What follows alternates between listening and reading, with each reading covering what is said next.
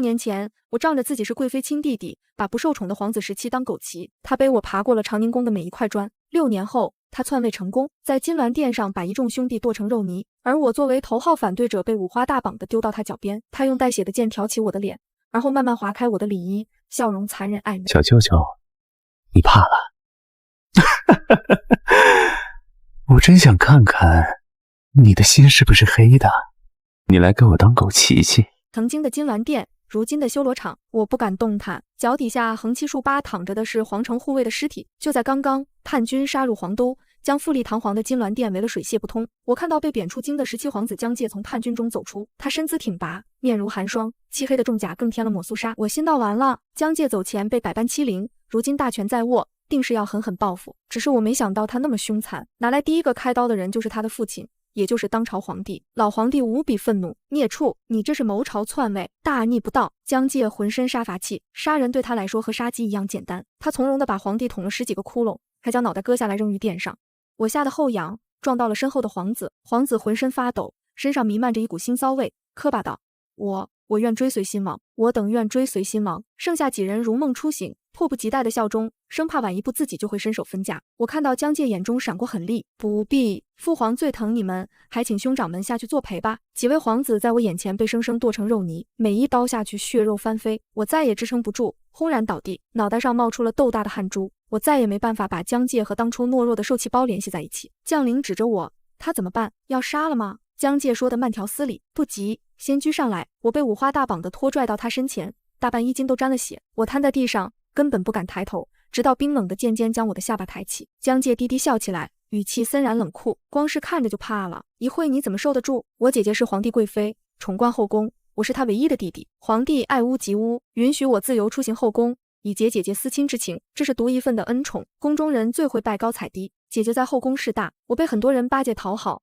就连宫里尊贵的皇子也得给我几分面子。我第一次见姜介是在看望姐姐的公道上，还以为皇城之中混进小乞丐。当时正值隆冬，天气冷得厉害，我穿的狐裘大氅，捧着暖手炉，出行前呼后拥。他衣着单薄，形单影只，瘦弱的仿佛一阵风就能吹跑。我看他两眼，公公很有眼色的上前驱逐：你算什么东西，还不快滚，别污了贵人的眼睛。他抬头看了我，眼神流露出一丝嫌恶，片刻后低下脑袋，退至墙根。所有人待我如珠如宝，从未受过如此轻视。我喊停小辇，令人将他抓过来。你为何那么看我？他神情出现一瞬间的茫然，随即脸色变得难看。我觉得他懦弱可笑，胆子这样小，怎么还敢开罪我？公公声音尖锐，贵人问你话，还不快回？他红了眼睛，牙齿磕绊了半晌，才说了2句，不是不回话，我是冻得实在说不出话了。我也不是有意冒犯贵人，我蛮横惯了，哼道：难道不成是我污蔑你？他嘴唇发抖，脸更白了。公公拧了他一把，催道：还不快给贵人下跪赔不是？他不肯。公公上去推他一把，他身体没什么重量，一推就给掀了跟头，脸蛋磕到公道上，蹭破一大块皮。一抬头，半张脸都是血。这样厉害的伤势，他哼都没哼一声，倔得惊人。我愣了，原本我只想吓吓他，没想真做什么。公公还想继续动手，让我制住，教训已经够了。他一言不发，垂着头呆坐。我有些不忍，解下身上的玉佩，丢在他脚边，去弄点药膏涂涂，省得说我欺负人。玉佩价值不菲，治他脸上的伤绰绰有余。我都这么说了，他却没有一丝反应。公公道：公子，他定是洗过头了，咱们别管他，现在公道落雪了，一会把您冻着了，我怎么向贵妃娘娘交代？是快些走吧。我点点头，让小辇继续走。可快出公道时，我还是忍不住回头一看，他还在原地一动不动，身上沾了一层雪花，好似雪中的一捧骨头。后来我才知道他为何不肯对我下跪，原来他是位皇子。我从未见过如此悲惨的皇子。他是皇帝的17子，至今没有赐名。他母亲出身低贱，是宫里的粗使宫女，被皇帝醉酒后宠幸，生下他没多久就病死了。皇帝将他视作污点，对其不管不顾，就连奴才都能随意欺凌。姐姐摆弄茶盏，口吻嘲弄。那粗使宫女是皇后宫里的，这是快把那个杜甫气疯了。搓磨死他娘之后，又总找借口让他罚跪，一跪就是半日光景。这么冷的天，再好的身子骨跪上几日也就废了，真是杀人不见血。那他说的自己冻得说不出话，也是真的了。我家姐弟和睦，父母慈爱，这等烟渣是我是头次见。我想起他立于雪里的样子，心里有些难受。姐姐看出我的心思，轻声道：云舒，宫里的事情复杂得很，我知道你心软，把自己的生辰玉佩送了出去，可这玉佩对他无用，在这宫里没有权势，就什么都守不住。正如姐姐所言，玉佩给他招致祸害，皇后视姐姐为眼中钉，觉得我的行径是打了她的脸，对她更加苛待。玉佩也被带到了皇后宫里的宫女身上，我对她的一丝善意，让他成了明晃晃的靶子。姐姐见我实在放心不下，让人偷偷送了2盒药膏过去。我第2次见他，他被围在几位皇子之中，皇子们人高马大，唯有他干瘦的如同豆芽菜。3皇子看见我，嘴巴翘得老高，云舒，快来，给你看个有意思的。3皇子待我异常热情，每次见他，我觉得不舒服，我有点怕他，他却爱黏着我，有什么实心的玩意会弄来给我一瞧。可没想到这次好玩的是个人，还是个熟人。我看到他脸上已经落甲，3皇子笑嘻嘻道：“我听说这杂种得罪了你，特意弄来给你出气。听过痛打落水狗吗？”我还没反应过来，3皇子一脚把他踹进水里。他不会水，呛了好几口，所幸水池较浅，扑腾2下又爬起来。我忙说：“我早就不气了。”3皇子没有要停手的意思，他拍了拍我的手，笑容残忍恶劣。郝云舒，你不懂，这样的狗就是得教，要不然会咬人。我看得明白，3皇子是皇后幼子，这一出借着我的名头为皇后出气。我为他求情之后，3皇子下手明显很多了，就好像我对他越好，他受的作弄就越多。我闭紧嘴，看着他们一遍又一遍地把他踹进河里，然后他又一步一步爬上来，如此反复，他浑身湿透了，身体不停地哆嗦，最后实在挺不住，扑通一声倒在地上，摔了个狗吃屎。若再继续下去，他一条小命就要交代在这。几位皇子哈哈大笑，3皇子搭住我的肩膀，怎么样，有意思吧？我甩开他的手，皱眉道：“这算什么？有本事你叫他给我当狗骑。”我这话说的理直气壮，几位皇子均是一怔。我再怎么受宠，和他们的身份还是有天壤之别。3皇子眼睛一眯，笑得倒是很开心。还是云舒聪明，听见了吗？还不快跪下来给云舒骑！他挣扎地站了起来，又被3皇子一脚踹到膝盖窝，疼得直不起身子。我眉头皱得更紧，他浑身湿漉漉的，叫我怎么玩？3皇子对我任性见怪不怪，好脾气地哄着：“好好，云舒只管放心。”不多时，他就被换了一身干净的衣服，脖子都被戴上一根铁链子。我坐在他身上，觉得这具身子骨都快被我压塌了。他红着眼睛，沉默地往前挪动。皇子们聚众看热闹，嫌弃他反应不够，光是爬怎么行？学狗不得像一点，叫2声听听。3皇子低声威胁：“把云舒伺候开心点，要不然我把你娘的坟扒了。”眼泪一滴滴砸到砖上，狗叫声从我身下传出，我还听到了压抑的哭声。落水狗的游戏不必再玩，但长宁宫的每一块砖都落上他的眼泪。别的皇子要玩，我不许。直到日暮西斜，皇子散去，他瘫在地上，终于放声痛哭。后来我再没见过他掉过一滴眼泪，就好像所有的泪都在那天流干。我爹爹下朝脸色奇差，他细问了我近日的行踪，从匣中取出一根拇指粗细的藤条。我爹怒道：“你这个孽障，皇帝家事是你能参一脚的吗？他要是真有意追究，别说你和你姐的命保不住，到时候咱们一家老小谁都跑不了。蠢东西！”他上朝听到好几本弹劾的折子，云贵妃恃宠而骄，纵亲行凶，欺凌皇子，桩桩件件都是掉脑袋的事。皇帝兴许觉得丢了皇家颜面，在朝堂大发脾气，喝令所有人不准再谈。当日在场的只有几位皇子，事情是怎么捅出去的，还单单拎出我和姐姐。我猜这里头一定有皇后手笔。爹爹的藤鞭已经落在我掌心10几下，手心发烫发麻，已然红透。我忍着手疼，硬是没躲。我爹不忍心了：“哎，你打小就比姐姐笨，当初若是多给你生个脑子就好了。我也不求你什么，只要你别给你姐惹事。”我在家避了一阵风头，待我伤好进宫，姐姐心疼坏了，爹爹怎么打得这样狠？我闻言更羞愧，挨打也是应该，谁叫我给他惹祸？姐姐勾勾嘴唇，露出微不可察的一个笑：“我没事，只是皇后这几日连安寝都难，她想除掉我不是1天2天了，就算没有你，也有别的法子，不过实在太蠢了些。派的说客都是和他氏族有牵扯的，这叫皇上怎么能信？尤其是牵扯皇帝最久失德的事。”我看到姐姐敲了2下桌子，招呼贴身婢女耳语，然后对我讲：“帝家颜面最重要，皇后忘了，我可没忘。人言可畏，纸不如书，我要的是流言不攻而破。”门外脚步声越来越近，婢女领着一个锦衣小公子进来，我抬头看见了一张苍白清俊的小脸，是17皇子。伤疤已然好全，脸蛋圆润几分，上好衣料平添几分贵气。我还未回过神，就听到姐姐淡定开口：“云舒，你比他大3岁，按照辈分，他该喊你一声舅舅。”17皇子眼底清凌凌的，嘴角泛起一个浅浅的梨窝，笑意柔和。他喊了句：“小舅舅！”我吓得发抖：“小舅舅，你怕了？”江介眼神晦暗，将剑尖往上抬了1寸。我保持这个姿势，身子都僵了，眼神只敢往旁边瞥，自然没发现他兴奋地舔了好几下嘴唇。杀人不眨眼的江介喊我舅舅，让我浑身起了一层鸡皮疙瘩。当初姐姐多年未孕，又碰上皇后设局，他便将17皇子过继到自己膝下，我就成了他的舅舅。不想10年的恩情养出个超级大祸害。我睁着眼装死，可是身体的异样太明显，我能感觉到冰冷的剑尖从我的脸颊一路向下，最后停在喉结处，稍不小心脖子就被刺穿。他慢条斯理地喊了句小舅舅，尾音拖长，危险意味十足，任谁脖子抵着一把剑都会腿软，尤其是这把剑刚割下另一个人的头。我跪得飞快，不敢当，不敢当。他腾出一只手捏住我的脸，逼我和他对视。这么多年过去，你一点没变，还是这么识时务。不知永康像不像你一样听话？我从他的话中听出恨意，顾不上渐渐还抵着喉咙。我几近哀求地看着他，永康只是个孩子，你们虽不是亲生兄弟，却有同一个母亲。江介，他是你看着长大的弟弟，对你没有任何威胁，求你了，别伤害他。他的语气极尽嘲讽。你放心，永康一时半会死不了。父亲留你们在大殿等死的时候，偷偷派出一队人马将他护送出了御领关，真不愧是最疼爱的小儿子。小舅舅，与其担心别人，不如多担心下你自己。他在我耳边吐气，慢慢将长剑抵住我的胸膛，好似要挖腹刨心。永康做了错事，你为他拼命求情，我不过是犯了个小错，就要被赶出京都。最可笑的是，枉我们相处多年，出京那日，你甚至没来看我半眼。我真想看看你的心是不是黑的。我的血一点点凉了。当初把他赶走，是我和姐姐的合谋。我因愧疚没敢去城门口见他。他在我姐姐那里养了2年不到，姐姐就有孕了，并生下皇子永康。开始还算和睦，可他成长速度让人心惊，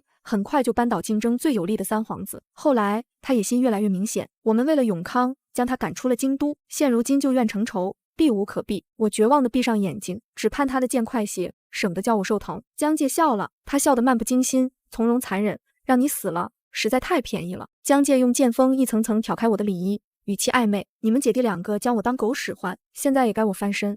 我的大半个胸膛都露在外头，当朝君子重礼，这副模样是极不端庄。可我惊得忘记了恐惧与羞耻，呆呆看他。不是，我没听错吧？他的声音再一次响起，这次多了几分不耐。怎么，你不愿意？我回过神，脸顿时吓白了。这种男子求欢的事情我不是第一次经历。3皇子将我约在茶楼，云舒，果然我没看错人，你长得越发俊俏，别急着走，若是你投奔我，我一定给的比你姐姐多。云舒，别这么抗拒，我可以给你不一样的东西，我能让你舒服。3皇子说服不成，意图强迫，让我逃了出去。从那之后，我对与同性接触之事避之不及。江介他要对我做那种事，这如何使的？顾不上分析这是羞辱还是其他什么，心如死灰，干脆一剑杀了我吧。江介看我仰头等死，脸庞一点点冷下来。好极了，你不愿意，那我杀了你后，就把云贵妃拖出去千刀万剐。我睁开眼，我姐姐养过你几年，你怎么能杀她？江介道，我连皇帝都杀了，还有什么是我不敢的？我的心彻底凉了，脑袋里只剩下一个念头，既然江介要出气，这口气叫他出在我身上，省得害了姐姐。我把心一横，伸手握住他的剑，血顺着指缝流了下来。我颤声道，我愿意，你别杀姐姐。他仿佛很不太满意，冷冷看我，像是称量我有几分真心。我不敢怠慢，往前跪爬几步，凑到他靴子边轻轻一吻，满脸泪痕，求你别杀姐姐，求你了，江介，你怎样都行。他眸子一暗，接着就是一阵天旋地转，我被拖拽到龙椅上，迷糊之中，我听他讲，你学乖点，我就对你好些。我闭紧眼睛，告诉自己不要害怕，全当被打一顿，忍过去就好了。预想的疼痛没有到来，掌心一阵湿热，我错愕抬眼，心中又惊又惧。江介，你这是干什么？我尝试抽手，他反而攥得更紧，仿佛要把我的骨头捏碎。我又用身体去推他，被他身上披的重甲顶了回来。别动！他腾出一点空看我，露出猩红的舌尖，狭长的凤眼情欲翻滚。我不喜欢你身上沾别人的味道，一点都不行。他在吮我掌心的血，就因为我握剑时伤口沾了一点剑身的残血。疯子，真是疯子！江介撕下自己的面具，神情贪婪，声音愉悦。害怕吗？晚了，别人是我做草芥，只有你待我好，我都不介意你的真心是装的，你为什么不能装的久一点？如果你多看看我，说不定我能按耐这副肮脏心肠一辈子。云舒，这是你自找的。他看着我半露的胸膛，伸出骨节分明的手掌，从大氅的衣领处伸进去，动作粗暴，手指上的茧磨得我很疼，知道吗？我从少年时就想这么做了。我在痛苦中沉沦，又因他挑起的欢愉站立不止，唇齿间溢出笑意。你看小舅舅，我这样对你，你的身体简直要喜欢死了。我羞愤闭眼，恨不得原地失聪。他年轻气盛，折腾了1天1夜，快天亮时，我脱离昏迷。昏迷之前，悔意到达顶峰，当初就不应该留他，既然留他，又不该给他那么多希望。人的野心可以一点点喂大，他是我们亲手养大的狼。介这个字是他父皇取的，意思是命贱若草芥，让他时刻认清自己的身份。有了名字，总比没有强。我不忍看他失望，翻遍典籍，才找出一句须臾藏芥子。芥子纳须臾，意思是微小的芥子能容纳庞大的须臾山。我让他不要只看表象，皇帝很看重他的潜力，对他期望甚高。他乖巧应声，看我的眼睛分外亮，我的心软了几分，想着孩子真是天真好哄。现在想来，天真的是我，他年少聪慧，吃了诸多苦头，怎么可能被只言片语骗住？我还傻兮兮地说，江介真可怜，他这个小身板还不够宫中的豺狼虎豹般的兄长一口吞，让姐姐多加照拂。姐姐却说，江介心思深沉，一个可抵上3个我，只因姐姐曾让他手抄经书，足足10本，他抄了4天才写完。姐姐道，抄书难免心思松散，力乏松懈。我仔细看过，他笔锋虽锐，但这10本经书未有一处字迹不整，足见心性之稳。这样的人不成大才，必成大祸。我问姐姐，这样好不好？姐姐回答，自然是好。心不稳无法成大事，没有锐气何谈野心？生于帝王家，没有野心就是个死字。姐姐想了想，又道，他有了我这个母亲，就该图谋更大的东西。别说做一个区区皇子，就让他做太子也使的。姐姐最后嘱咐我，云舒，别总拿他当孩子看。可我就是忍不住，我是家里最小的孩子，这下尝了做长辈的滋味，怎么肯放下？我觉得他太瘦小，个子又小，总送吃食给他，又觉得他念书练功太苦，老师太严苛，恨不得将他藏进密做的罐子。他长高长壮，也越发听话懂事，守节懂礼。在姐姐的帮助下，皇帝对他也没有那么讨厌，有时还肯夸2句。渐渐的，他手里也攥了一些人脉和资源，只是他对自己出身有顾虑。姐姐让他去了趟江北，江北水患，民生凋敝。他回来后郁郁寡欢，因治水的官员是朝中某位大人的亲舅，他能力不足，贪心有余，借灾敛财，罔顾人命。江介问我为何不在朝中为官，以我背景，做个差事信手捏来。我直说自己没有那脑子，是个闲人命，像这样是应由有能力的人来做。是啊，能者居之。江介深有感触，从众皇子中挑拣出自己。他对我说，3皇子心胸狭隘，4皇子愚蠢，7皇子无能，剩下几位更是庸庸之辈，唯有我才配荣登大宝。他不再顾忌出身，好好扶植自己的势力，前途大好。直到姐姐怀上龙胎，皇帝大悦，取名为永康。康字代表朴素的愿望，代表他们虽贵为皇家，莲子之心却是一样的。永康生辰那日，我看见江介躲在角落喝酒，神情一如公道初见，我心疼坏了。我告诉他，不管怎样，江介，我永远是你舅舅。他眼中重燃光彩，抓着我的袖子，犹如落水之人抓紧浮木，永远别抛下我。我那时还不知道，他醉酒后的呢喃竟困住我一生。皇帝对永康表现出超乎寻常的溺爱，姐姐思虑良久，决定顺势而上，扶植自己的亲生儿子。如果没有母妃，我早就死在宫里了。你们要我做什么，我绝不推辞。我看见姐姐眼中闪过一丝不忍，不过最终还是点点头。我以为江介真的接受了。永康长到8岁时很爱缠着我，他个子喜人，鬼精似的眼珠子一转就没有好事。他抱住我，哼唧道，母亲她最疼我了，舅舅一定也最疼我。康儿问舅舅，如果我和哥哥只有一个能做皇帝，你选谁？我摸着他的脑袋，当然是你。皇帝有意立永康为君，暗地里为他扶植党羽。我觉得江介做个富贵王爷也挺好。待我回神，发现江介站在门口不知多久，就连手中的香燃到了指尖都未曾察觉，而永康冲他做了个鬼脸。我心乱如麻，忙去看他的烫伤，被他一把按住手掌。彼时江介已经长高，他低头凑到我的耳边，用仅能我们2人听到的声音说：18弟天性多疑，难堪大任。这是我没有告诉姐姐，若是姐姐发现江介的野心，就一定会动杀心。我不想江介死，他能把江介从泥泞中拉出来，也能轻而易举地杀了他。姐姐对皇后的位子很执着，年少时曾有大师为她批命，算出是帝微星转世，将于万人之上。我姐姐信了，可惜朝堂之上没有给女子的位置。她入宫做了皇上的妃子，目的明确，绝不会允许有人阻碍。我的一时心软，给了江介成长的机会。他积蓄力量的第一件事就是把3皇子赶下台，然后对我小狗似的邀宠。他再也不会伤害你了，这也惹来姐姐忌惮。为了永康，为了姐姐，我揭举江介残害皇子。皇帝勃然大怒，将他逐出京都，贬为庶民。我忘不了江介错愕的神情，恨到嘴唇咬出血。我一定会让你后悔的，我保证。江介像是闻到肉味的狗，啃住就不撒口。我从昏迷中醒来，就对上他的眼睛，惊得要翻身下床，刚一动作就被伸手揽住。他嗤笑一声，难道你说的话都不作数了？我身体一僵，不再动弹，半天吐出句，不是，嗓音已经哑了。江介听得一愣，眼神中的暴力消弭几分，找了盏茶水给我。我忍住不是去接，忘记了掌心还有伤口。2手相处的瞬间，我没能拿住茶盏，茶盏碎了一地，茶水淋在江介手上，看上去就像是我故意打翻。他语气一点点冷了，你厌恶我到连水都不愿意喝，好极了。我心中大骇，脑海里闪过金銮殿血肉横飞的画面，还有这几天里他的残暴手段，浓郁的恐惧将我笼罩。我挣开他的怀抱，扑在地上捡碎片，声音惶恐，不是，我不是有意的，我手太疼了，对不起，我现在就喝。说着就要去舔碎片上残留的水渍。江介跳下来拉住我，我什么时候要你这么做了？他从我手中小心翼翼地夺过碎片，然后将我抱起来放在榻上。我喃喃，我喝，我真的喝。我从榻上往下爬，还想去捡，被他按住。江介把我重新拽进怀里，一只手探向我的脚，别动，我看你有没有踩到碎片。他力气很大，我挣脱不开他的钳制。那一瞬间，恐惧、愤怒和委屈将我的脑袋搅成浆糊。我抓住他的胳膊，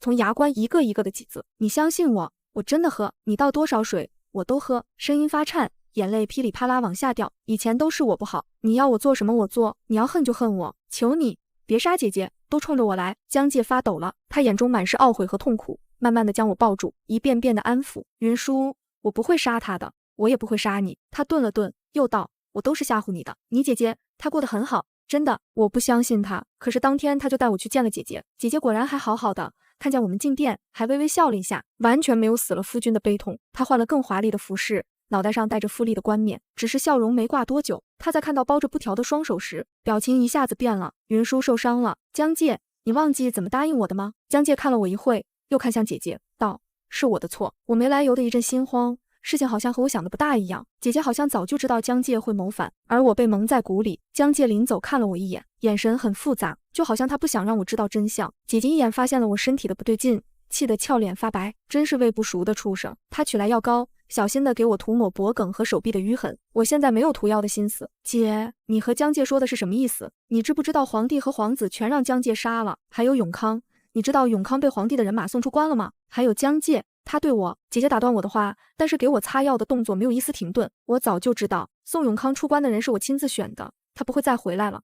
这队人马会送他去封地好好待着，只是我没料到江介他会对你抱有这种心思。我猛地起身，药膏被啪的撞翻，掉在地上。我从未觉得姐姐如此陌生，这到底是怎么回事？姐姐对我的反应并不意外，她语气淡定，示意我坐下，伤得静养，别蹦蹦跳跳。我屁股刚碰到椅子，就听到姐姐说，皇帝要建一座可以登天的凌云塔，但国库空虚，建塔的钱是从百姓手里层层搜刮。我知道我爹常为这是在家里喝闷酒，他说凌云塔的一砖一瓦都是百姓血汗钱，可是我不明白姐姐怎么提这件事。姐姐继续道，我向皇帝劝诫，他无动于衷，认为天下都是他的，百姓就得为他的欲望负责。皇子们纵情享乐，都是酒囊饭袋。我也曾问过永康，永康说这世上该有一座塔来纪念父皇的丰功伟绩。他顿了顿，总结道，枉我疼永康一场，他太像他父皇了。我认为他们都不适合做皇帝。我张大嘴，无比庆幸屋里只有2个人，这放从前可是大逆不道的话。姐姐看出我的担忧，嘴角浮起一个梨窝。我派出监视江介的人说，他偷偷在北边招兵买马，我料到他有反心，所以我为他提供了很大的帮助。而我条件是，姐姐起身转了个圈，我看清她的衣袍上绣的是金龙，让我与她一同称帝。我惊得要从椅子上掉下去。我以前想的太错了，觉得当皇后就行，可皇后的权柄只是后宫，而皇帝的权柄是在天下。我颤声问江介，他竟然同意了？姐姐点点头，看向我的眼神闪过几分愧疚。他愿意，但是他要你。江介向我保证他不会害你性命，可我没想到他会对你这样。我弄明白前因后果，一时间不知道该说什么。姐姐是我见过最聪明的人，她若是做帝，一定比老皇帝好千万倍。我没想到的是，姐姐把我当做了一个用来交换的工具。我觉得心凉了半截，一时无法接受，站起身要走。姐姐拉住我，云舒，你就当为了我再忍耐一阵，等我的位置坐稳，我就把江介交给你，让你好好出气，不用等太久。他胸有成竹，显然是更大的谋划。我知道姐姐从来不说空话，可这也让我有些心慌。什么意思？江介可是握有兵权，他很危险。姐姐让我放心，江介的身边不全是忠诚的将领，在军队和朝堂中有很多姐姐的人，其中还包括江介最信赖的侍卫。江介在殿外等我，他站在宫墙下，神情有些落寞。我一出来，江介快步走至我身边，在看到我脸上的泪痕时，想抬手为我擦掉。我瑟缩一下，躲开了。他愣了，眼眶渐渐红了，声音很闷，云舒，你都知道了，以前我真的恨你，我恨你看不见我的情谊，我恨你把我赶出京都，可是恨着恨着，我就想起你对我那些好。我向母妃提出的要求，是为了永远把你留在我身边，怪我太冲动，让你难过害怕。他从腰侧掏出一柄短刀，塞在我手心，你要是不高兴，可以拿刀杀了我，我都没有半分怨言，只求你别怕我，别不理我。所有的事情在我心中无法消化，江介欺负我，姐姐骗我，2个最爱的人伤我最深。我心中困惑，江介现在对我说的是真话吗？他真的愿意放弃地位和江山，死在我手下？我忽地拔刀刺中江介的胸膛，短刀锋利极了，轻松没入皮肉之下。江介躲都没躲，就像他说的那样，就算是死在我手里都甘愿。我只刺了一刀就不忍心。江介等了半天，没见我在做反应，他眼中迸出狂喜，颤声道，云舒，怎么有人被刺了一刀还这么高兴？莫不是傻了？我微微皱眉。江介以为我不尽兴，他主动把胸膛往前挺了挺，说，云舒，你再刺几刀，我受得住。他说话的时候眼睛晶晶亮，真是疯子。我避开他的视线，冷声道，我要回家，我不想见你。他的眼神变得压抑而痛苦，不过还是点点头，好，只要是你想做的就都可以。我回家已有月余，父亲还是按时上朝。江介在我面前装的乖顺，在朝堂上可是心狠手辣，拔剑斩杀几个反对姐姐称帝的大臣。姐姐推行的政令在民间卓有成效，民间的反对声渐渐小了，还有孩童在唱赞颂她功德的诗歌。可是姐姐对我说的话还历历在耳，她的位置越稳，江界的处境就多一份危险。我本着逃避的心理，一直没有出去过，没想到坏消息还是飘进我耳朵里。皇帝上朝的时候突然昏了，好像是旧伤复发。我爹回来就和我嘀咕，我直接从椅子上跳起来，哪位皇帝？是不是江界？我爹吓了一跳，忙想捂住我的嘴。小祖宗，那可是皇帝的名讳，不能这么说，咱们是和他有关系，可现在今非昔比了，我顾不上这么多。一个劲追问昏迷的是谁，直到看到我爹点头，我顿时浑身脱力。江界出事，这肯定是姐姐的手笔。被叫，我要进宫，我得进宫。我爹劝我，你去了又能做什么？人家太医在那里守着呢。我知道太医救不了他，他能不能活是姐姐一句话的事情。过往的回忆席卷而来，我算是看着他长大的，是我们把他变成这样的。我不忍他死，我得试试。我是答应过他的，永远不会抛下他。我第一时间去了姐姐的寝宫，她看见我来，并没有感觉很意外。云舒，你从小就心软，可是江界伤害了你，你不应该再为他求情。现在我地位稳固，不需要再留着他了。看你的面子上，我可以让他死得痛快一点。我坚定摇头，姐姐，我不要他死，我要他活着。姐姐不解地看着我，忽然道，你不会喜欢上他了吧？我也不清楚自己对江界的情感，我总觉得他可怜，我是看着他慢慢成长起来的。他的事情我最清楚，亲生母亲早夭，父皇不疼不爱，被兄弟欺凌，后来日子稍微好了一点，姐姐对他是私心利用，在永康出生后又把他当废子抛弃，就连我对他的那些承诺都没能有几处做到。很多情感汇集在一起，让我不知道自己对他是不是爱，是不是喜欢。只是每逢午夜梦回，我都会记起那些珍而重之的吻。或许我真的喜欢他，哪怕他对我做了那些事。我望着姐姐，恳求道，我从未求过你什么，这次我求你留他一条命。他爱我，可以设下任何东西，若是我要带他走，他是绝对不会犹豫。姐姐，你信我一次。我神色决绝，大有你不答应，我就死在这里意思。留江界一命，就等于放虎归山。他眼神复杂极了，他看了我半晌，松口了。我给江界一个机会，如果他答应放下一切跟你走，你就带他走；如果他有其他意思，就别怪我无情了。我急忙去看江界，他气色很差，见我过去之后，眼睛才有了些光彩。云舒，你来看我了。我看着他的样子，心口一阵阵抽痛。江界以为是他的样子吓到我了，慌乱道，别担心，太医说我很快就能好起来，只要再吃2贴药。我打断他的话，开门见山，我可以接受你。他眼睛慢慢瞪大，仿佛不相信自己的耳朵。我靠近他，手按在他的胸口，轻声说，我们可以去辽阔的大漠，也可以去烟雨朦胧的江南，我们整天整宿的在一起，你要做什么我都不会拒绝的。他露出恍惚的神情，眯起眼睛想仔细看看我。我不是做梦吧？我掰过他的脸，无比认真。不是，你看我的手是热的，这不是梦。但是你得放弃所有的东西，你将不再是皇帝，只是一个普通人，你愿意吗？江界愣了，然后他几乎是疯了一样把我揽进怀里。我愿意。他的眼泪落在我脖梗里，热热的，湿湿的。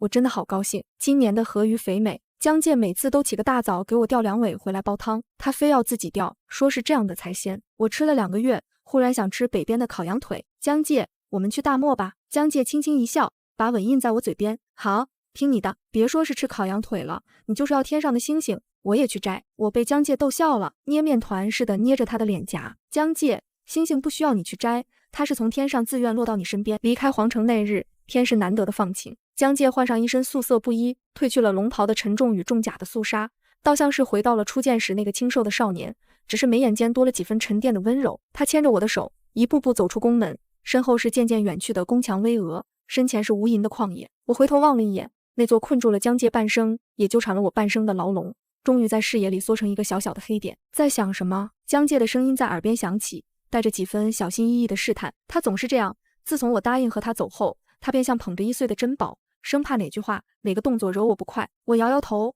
握紧了他的手，他的掌心带着薄茧，却异常温暖，与金銮殿上那只握着带血长剑的手判若两人。没什么，只是觉得像做了一场梦，一场从云端跌入泥沼，又从泥沼中挣扎着走向未知的梦。我们没有去大漠，也没有去江南。江界说那些地方太美，容易让人忘了过往，可他不想忘，他想记得我们之间所有的好与不好。于是我们选了一处依山傍水的小村落，买了一间带院子的瓦房，院里种着我爱吃的瓜果，院外是潺潺的溪流。江界果然如他所说，把我宠成了掌心的宝。他不再是那个杀伐果断的皇帝，只是一个普通的农夫。每日天不亮，他就会扛着锄头去地里劳作，回来时总能带回一束野花，或是几颗刚熟的野果。他的厨艺越来越好，知道我爱吃鱼，便每日去溪边垂钓，不管钓没钓到，总会想办法给我做一顿鲜美的鱼羹。有一次，我看着他蹲在灶台前生火，火光映着他的侧脸，柔和的不像话。我忽然想起姐姐的话，想起他眼底的算计与野心，我忍不住走过去，从背后轻轻抱住他。江介的身体一僵，随即放松下来，反手握住我的手，放在唇边轻轻吻了吻。怎么啦，江介？我犹豫着开口，你真的不后悔吗？放弃地位，放弃江山，留在这穷乡僻壤，做一个普通人。他转过身，认真地看着我，眼底是化不开的深情。云舒，对我来说，地位和江山都不及你1/1000。以前我争权夺利，是想保护你，想让你不再受任何人的欺负。现在我终于做到了，只要能和你在一起，就算一辈子种地钓鱼，我也甘之如饴。